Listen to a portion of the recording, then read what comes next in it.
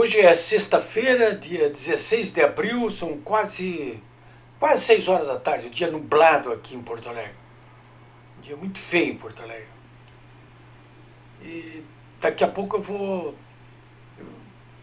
acompanhar o programa Pingo nos Is, da Jovem Pan. A Jovem Pan disponibiliza, inclusive, esse programa, o Pingo nos Is, que começa às 6 horas da tarde, termina às 8 da noite, disponibiliza com imagens no YouTube. Quem tem YouTube no computador ou no seu televisor em casa pode ligar ali e dar uma olhadinha no Pingo nos Is. Não há nada melhor na televisão brasileira, eu diria até no jornalismo brasileiro, hoje, do que esse programa Pingo nos Is. Alinhadíssimo com a maioria da população brasileira que elegeu o novo governo. Compreendendo perfeitamente o que está acontecendo na política brasileira. O assédio que sofre esse governo eleito pela maioria do povo, com base em consignas que foram colocadas em praça pública desde 2015 que resultaram na deposição da incompetente comunista presidente Dilma Rousseff e na prisão do corrupto ladrão Lula da Silva. E depois resultando na eleição do presidente Bolsonaro. E consignas que estavam baseadas e continuam baseadas basicamente no retorno aos princípios da legalidade e da moralidade e do ajuste das contas públicas para favorecer o pleno desenvolvimento continuado da economia brasileira para gerar emprego e renda. Basicamente isso aí, estou resumindo. Esse é o resumo da ópera. Vale a pena, portanto, acompanhar o que está acontecendo ali nesse Pingo nos Is. Conjunto de 4 jornalistas experientes, inteligentes, cultos, preparados, corajosos, destemidos. Tem muita gente que me diz, Políbio, não tem muito jornalista no Brasil corajoso e destemido. Tem gente que fica me cumprimentando, que me lê principalmente no meu blog polibiobraga.com.br. E eu digo, olha, não é verdade, não tem poucos não, tem muitos jornalistas. 4 estão aí, nesse Pingo nos Is. Não são os únicos. Eu poderia citar aqui muito mais gente. O Caio Coppola, da CNN, o Oswaldo Eustáquio, que continua preso, todos os jornalistas do Pingo nos Is, também do Terça-feira Livre, do Jornal da Cidade, o pessoal do Hipócritas. Aqui em Porto Alegre, vários e vários jornalistas, como Júlio Ribeiro, Rogério Mendelski, Milton Cardoso, Gustavo Vitorino. Eu não quero errar aqui por não citar a todos, mas só quis dar uma ideia para vocês, como eu estou citando gente que eu conheço daqui de São Paulo, mas eu sei que em todo o Brasil, em todas as capitais, nós temos muitos e muitos jornalistas aí comprometidos com essas bandeiras que nós levantamos em praça pública de 2015 e aflitos, como eu estou, com o que está acontecendo no Brasil nesse momento. Já há 2 anos, na verdade. Já falei com vocês sobre isso aí. Bom, eu até estou falando nesse Pingo nos Is aí porque ontem à noite eu estava, mais uma vez, acompanhando os debates a respeito daquela sessão, uma casa de horrores, né? Aquele Supremo Tribunal Federal ali, tudo de carta marcada, como se eles soubessem, como se não soubesse que nós sabemos que jogo é esse que eles estão jogando. É um circo, né? Aquilo lá, o Supremo virou um circo. E eles acham que nós é que somos palhaços, mas são eles os palhaços. Então eu estava acompanhando esse debate no Pingo nos Is ontem e chega a dar nojo, né, ver aquilo. Eu inclusive não aguentei, eu desliguei, né, porque de vez em quando, claro, jornalisticamente há necessidade de se colocar imagens e até áudio do Gilmar Mendes falando. Agora, o Gilmar Mendes é simplesmente insuportável. É insuportável. Não dá para ouvir uma única palavra dele. Já na terceira palavra eu já tive que desligar ali. Não dá para voltar. Depois eu volto. Mas não dá. E o que tem acontecido muitas vezes, quando a gente acompanha esses programas, e outros, até gente que me acompanha aqui, o que tem acontecido é que nós até, olha, a gente começa a ficar enojado. Mas vem cá, todo dia essa lenga-lenga, todo dia essa coisa, né? Nós temos que estar falando a mesma coisa todos os dias. O pessoal do Pingo Nos Is está falando a mesma coisa todos os dias. Eu estou falando todos os dias. Muitos, vocês aí, estão falando as mesmas coisas todos os dias. Fica até cansativo. Mas eu até estava comentando com alguns amigos meus ontem de noite, quando eu disse isso para eles. Mas o problema é que a podridão não muda. Aquilo ali é um charco de imundícies, né, que está fervendo ali, fica sempre fica ali, fica borbulhando, mas é sempre aquele charco imundo ali. E nós temos que todos os dias nos debruçar sobre aquilo e falar sobre aquilo. E relembrar para vocês aqui sempre o que está acontecendo, como foi esse caso dessa imundície ontem, proporcionada pelos 11 ministros do Supremo Tribunal Federal, que ficam com aquele joguinho, o soldadinho bom, o soldadinho mau, eles estão tudo no mesmo saco. É tudo no mesmo saco. Muita parceria. Você hoje é o soldadinho mau, amanhã você é o soldadinho bom. Mas estão todos alinhados aí com o que existe de pior na política brasileira e na vida brasileira. É o que existe de pior. Não tem nada pior do que isso aí. O Supremo Tribunal Federal hoje é o que existe de pior na vida brasileira. Essa é que é a verdade. Aquela decisão de ontem, ao anular os processos pelos quais resultou condenado, 4 processos do Lula, e livrá-lo, portanto, completamente das condenações, esse espetáculo degradante já era carta marcada. O Supremo Tribunal Federal, há muito tempo, ele vem numa escalada para livrar a cara dos bandidos e condenar os mocinhos. Só falta agora, já disseram que vão fazer isso aí, responsabilizar o ex-juiz Sérgio Moro, o mocinho, né? Nesse caso da Lava Jato. Não sei se não vão querer daqui a pouco prendê-lo, inclusive. É isso aí. É isso aí. Vocês podem acreditar aí, que é isso que está acontecendo aí. Ora, no Pingo Nos Is também, ontem de noite, logo depois disso aí, desse espetáculo degradante proporcionado pelo Supremo Tribunal Federal, eu ouvi a live do presidente Bolsonaro, ouvi atentamente. Quer dizer, olha, o presidente estava irado, né? Vocês devem ter notado pela expressão dele que ele estava muito bravo, né? Como nós estamos aqui também.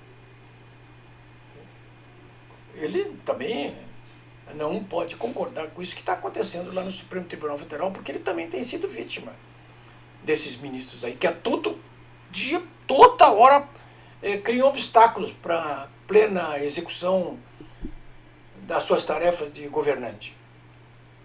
E ele fez um apelo ali, mais uma vez, para o conjunto do povo brasileiro. Olha, vocês... o que eu tenho são vocês. O que eu tenho são vocês, porque, na verdade, o que o Bolsonaro tem? Ele tem a legitimidade de ter sido eleito presidente da República.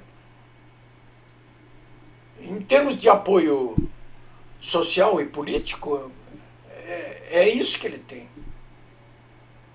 E é exatamente aos eleitores, ao povo, que ele apela nesse momento decisivo em que ele vem sendo alvejado pelas costas de tudo que é maneira,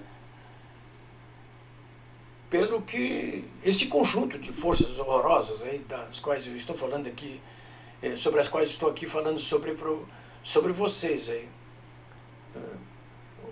O momento, acho que inclusive de maior perigo nos últimos dias para o presidente Bolsonaro foi essa decisão provocativa de usurpação de poderes do legislativo, que foi a decisão, primeiro, monocrática do ministro Barroso, depois homologada pelo conjunto da Corte, de ordenar ao Senado Federal a instalação da CPI da Covid.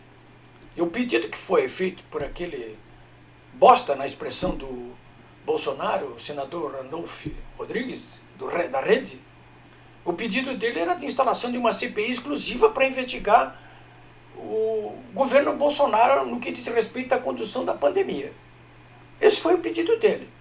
É um pedido feito sob encomenda para emparedar o governo do presidente Bolsonaro. Quer dizer, investigações a respeito da Covid com o objetivo claro de jogá-lo no fogo.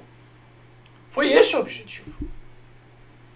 Não tem conversa nenhuma, não, temos que investigar o que está acontecendo, quais foram as ações do governo federal. Ele fala até, esse bosta, ele fala até em um presidente que tem um comportamento genocida, como se a responsabilidade pela condução da gestão do combate ao coronavírus direta não coubesse aos governadores por delegação do Supremo Tribunal Federal, que usurpou poder já no ano passado do próprio presidente da República, que foi nomeado aí pelo Supremo um mero provedor de recursos materiais e financeiros para os governadores, à medida que eles fossem pedindo e fossem justos.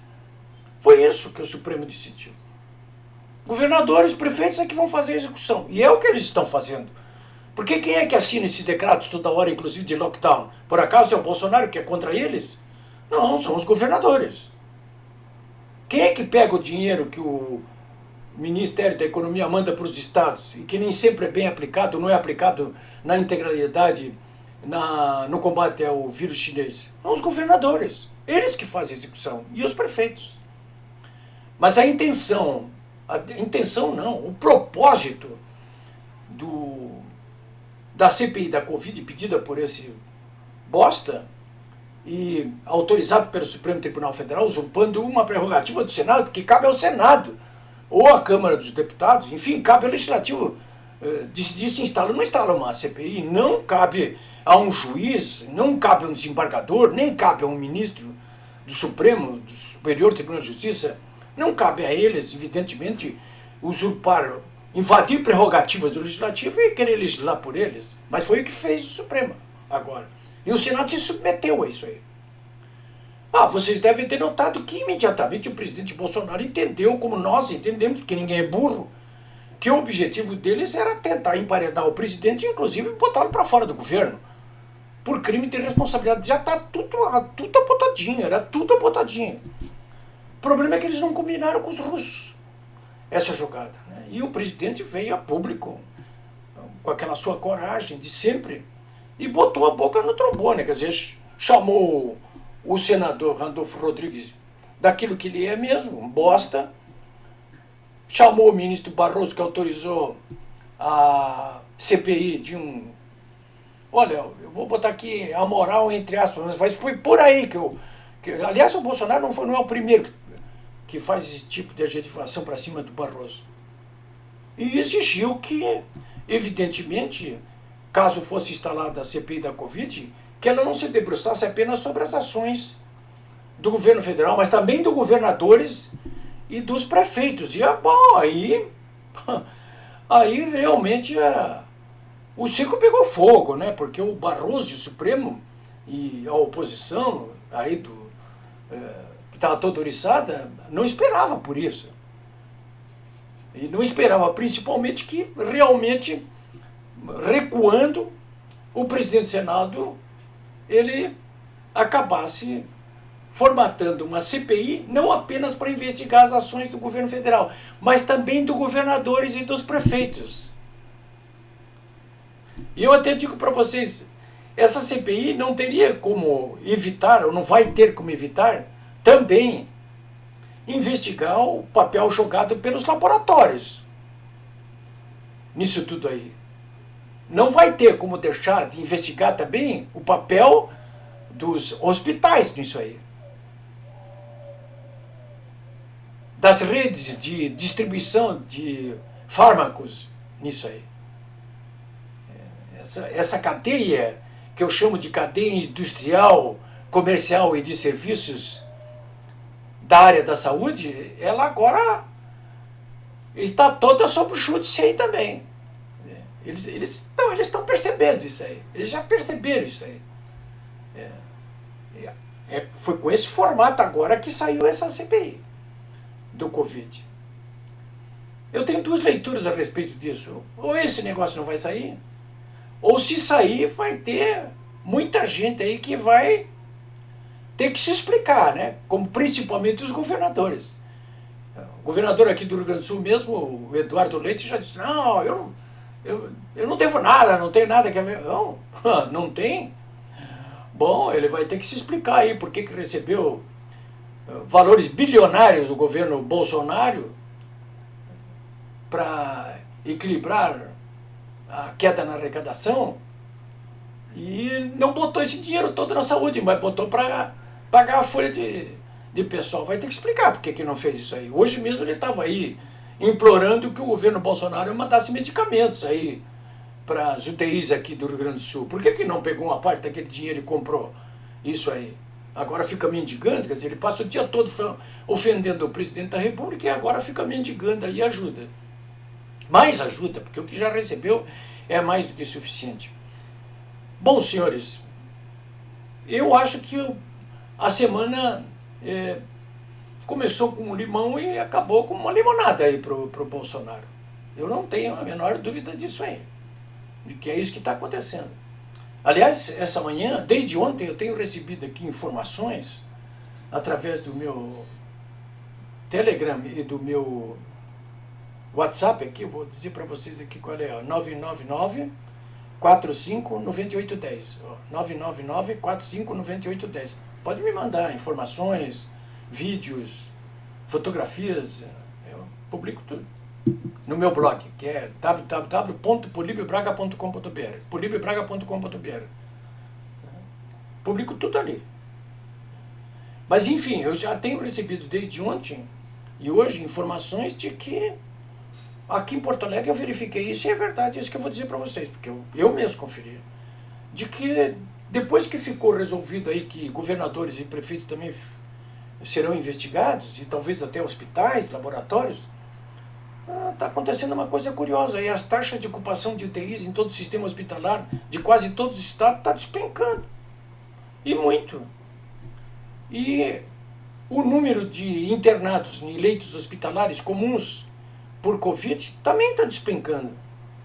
Ou é muita coincidência, ou isso é uma coisa que vai ter que ser explicada, hein? Eu acho que vai ter que ser explicada. Não sei se você que está me vendo aí tem essa informação aí do seu município, do seu estado aqui, mas eu tenho aqui de Porto Alegre. E é verdade isso que eu estou dizendo aqui. Há pouco mesmo eu estava olhando os números aqui da Secretaria Municipal da Saúde. E é inacreditável que a taxa de ocupação das UTIs, de leitos de UTI, de leitos hospitalares, tenha caído tão dramaticamente nos últimos dias como caiu aqui em Porto Alegre. E como está caindo no Rio Grande do Sul, que eu tenho dados também da Secretaria Estadual da Saúde.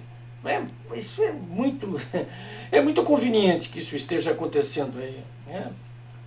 Ou será que esses governadores aí, prefeitos, hospitais...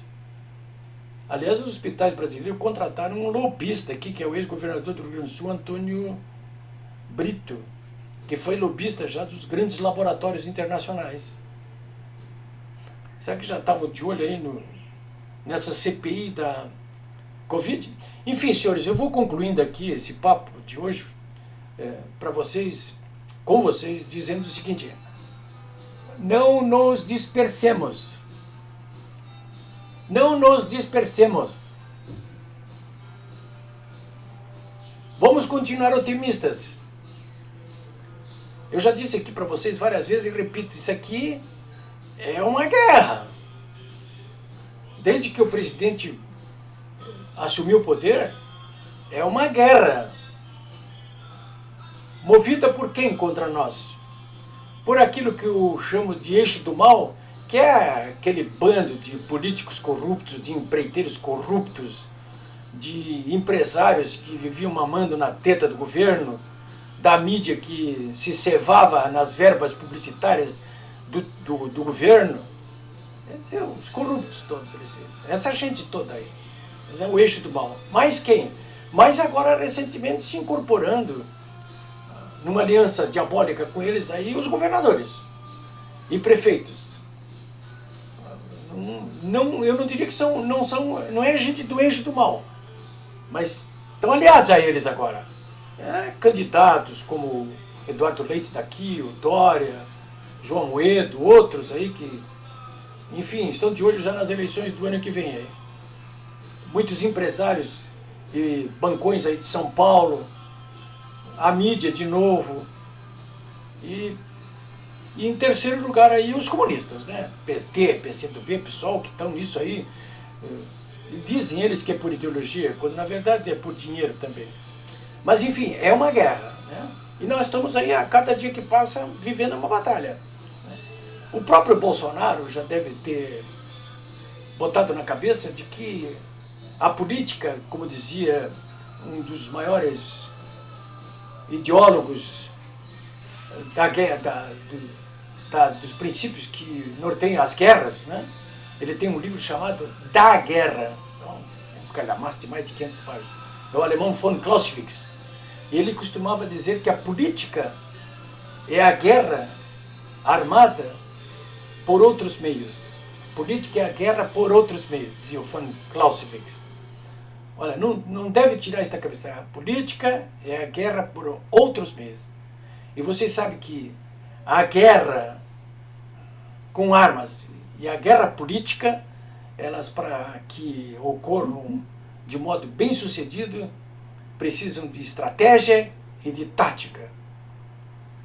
Que eu acho que é o que não está faltando ao nosso presidente Jair Bolsonaro. Vamos ter confiança.